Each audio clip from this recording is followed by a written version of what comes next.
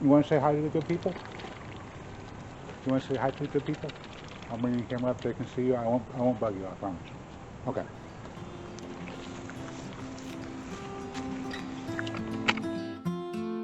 Well, I can see that Mary has laid out some cardboard for sheet mulching.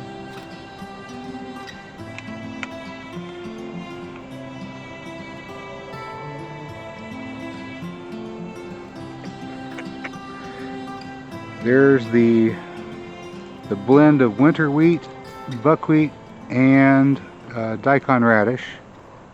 Here is the Ozark plum tree in the foreground. I don't think we can use this. Well, you know, a lot of these inks are soy based these days, but there's dyes and stuff in there that might not be terrific. What do you think? It's not plastic lined. Should all decompose. Alright, I guess we'll allow it. We gotta remove tape from these first. The cardboard is out in the weather for a little while. It may be easier to remove the tape.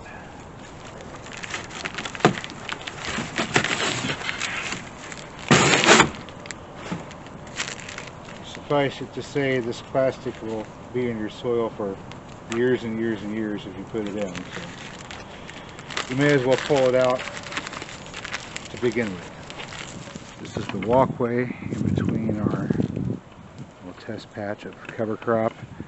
Here we've got lots and lots of chicory. There's some horseradish, flowering quince. That's a beautiful red flower, produces edible fruit, high in vitamin C, grows in the shade, blooms in the late winter.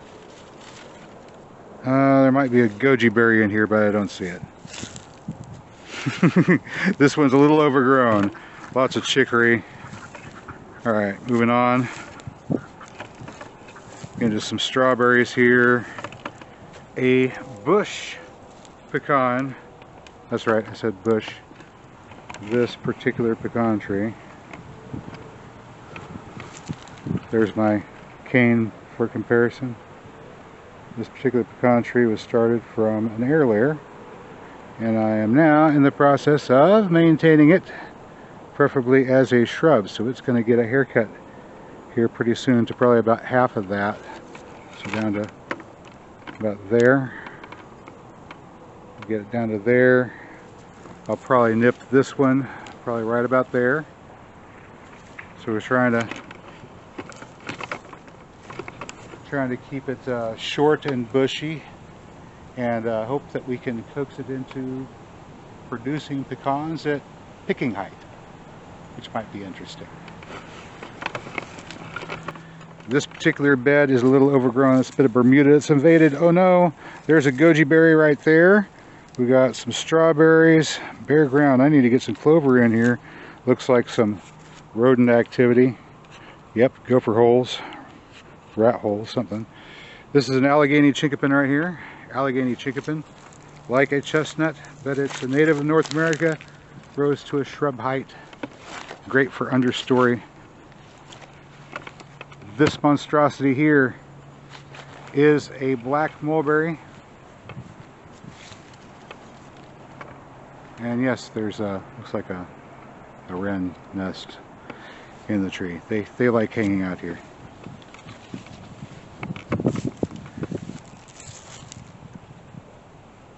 Well, here we have some mosquito fish in a pocket pond. And they're very, very skittish, so they dart away when they see the camera approaching. It's hard to catch a glimpse of them, but occasionally you can see the surface stir. And there, of course, are some mints that are, I'm walking through mint, and it's overpoweringly aromatic.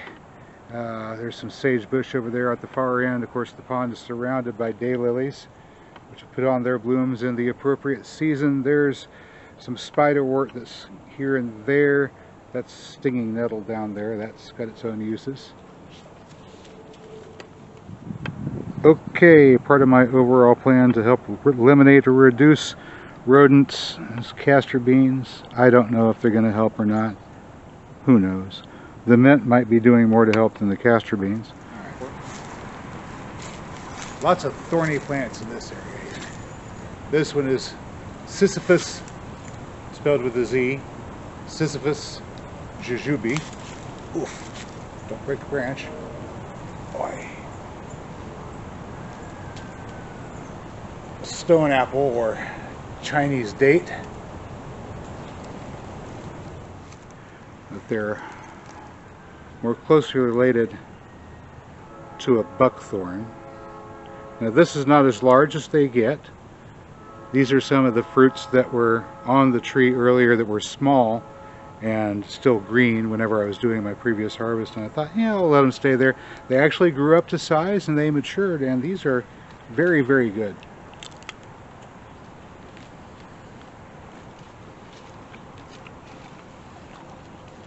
I mean, okay, oh, so sweet. I mean, sweet, sweet, especially now. Much sweeter than they were previously. It seems as it gets cooler and they turn brown, the sweetness is greatly enhanced. Where previously they were just, you know, kind of like a starchy apple, but, you know, sweet like an apple, but not overwhelmingly. Now they're incredibly sweet.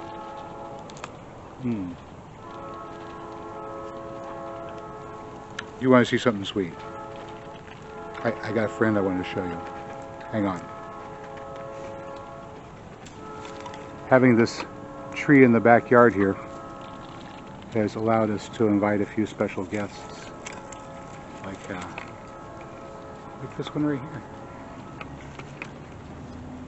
Say hello. Hello, little tree frog. Hi. Okay, bye.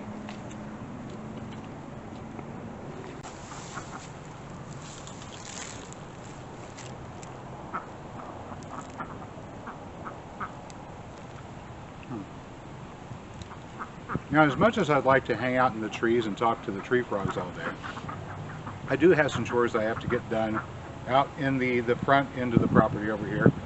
Not all the grass we have growing is wheatgrass, so some of it has to be trimmed and maintained. And this Bermuda stuff, well, it's at about that stage in its life cycle when it wants to go to seed.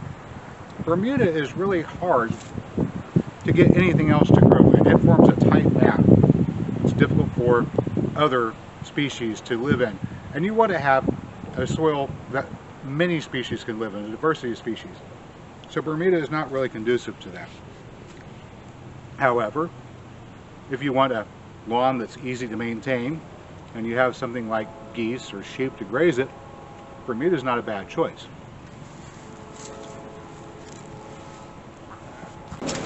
I don't have sheep though. I have onions. These are Allium proliferum, top setting onions, perennial onions, multiplying onions, very strongly flavored onions, and they can be yours at greencountryagroforestry.com. Come visit us. Onions for a lifetime. Think about it. Okay, here we are on the north side garden. That's right, the north side garden. Put in previous videos earlier this year. Was it earlier this year? I think it was. Ooh, look at all that growth, lots and lots of growth, thick growth, and lots of flowers. These are dying off here in the foreground. This is Jerusalem artichoke. They're about done, so we can start harvesting these any day now. Yum yum. As the fruit is giving out, we've got starchy roots. There's some canna right there. Of course, you can see the flowers of the chicory all over the place. The pollinators love that. Castor bean there. Elderberry. There's elderberry right here.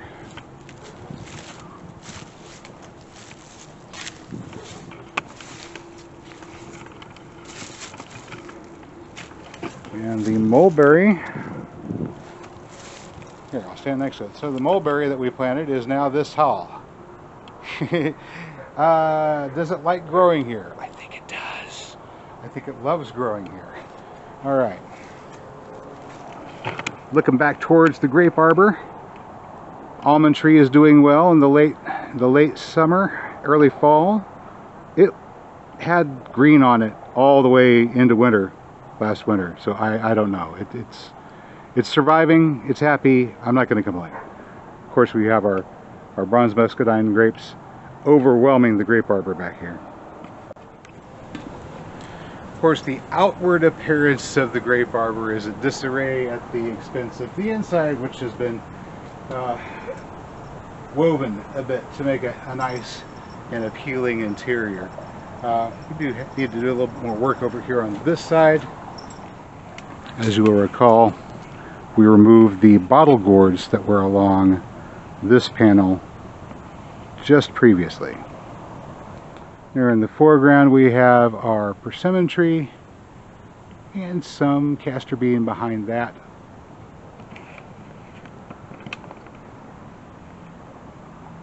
Otherwise, we've got a few grapevines left over here, and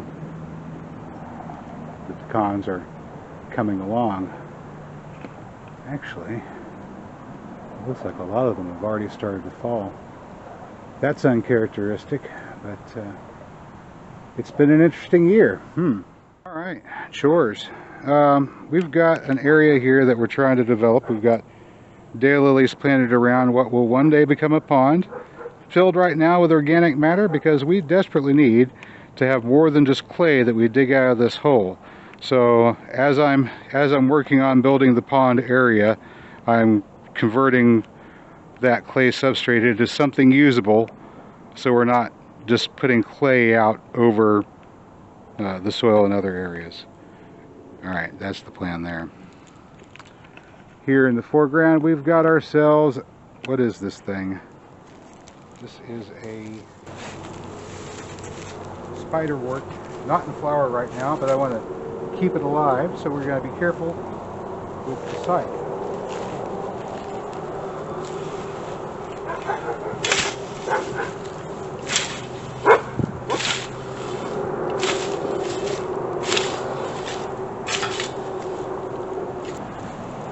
See, it's not called scything, it's called mowing, whenever you use a scythe to cut grass.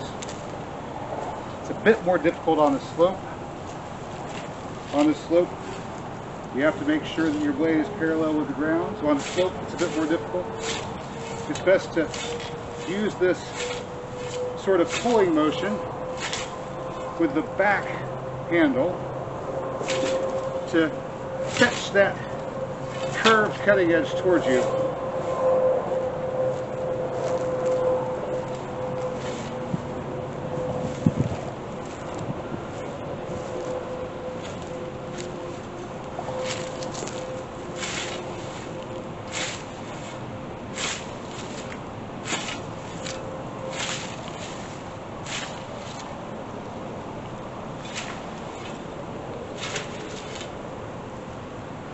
It is a little bit tight.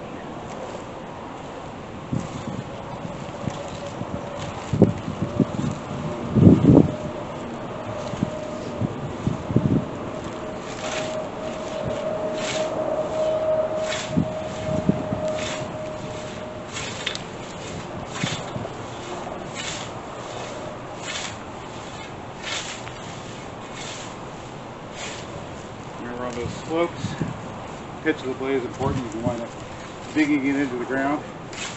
You just want to slice that grass off close to the surface.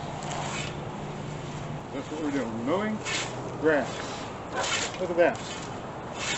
So, whenever they tell you they want you to mow your grass, this is what we're talking about. Manual labor with a scythe.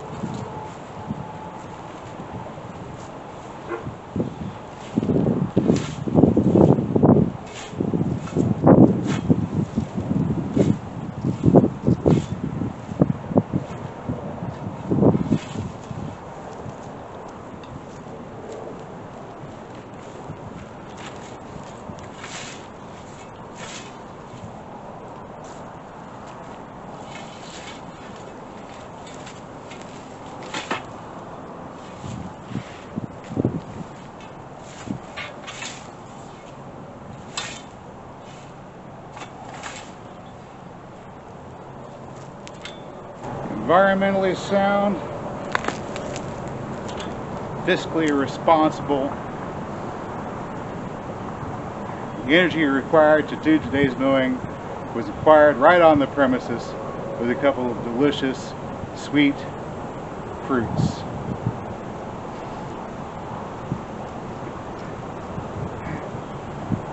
You've been watching Green Country.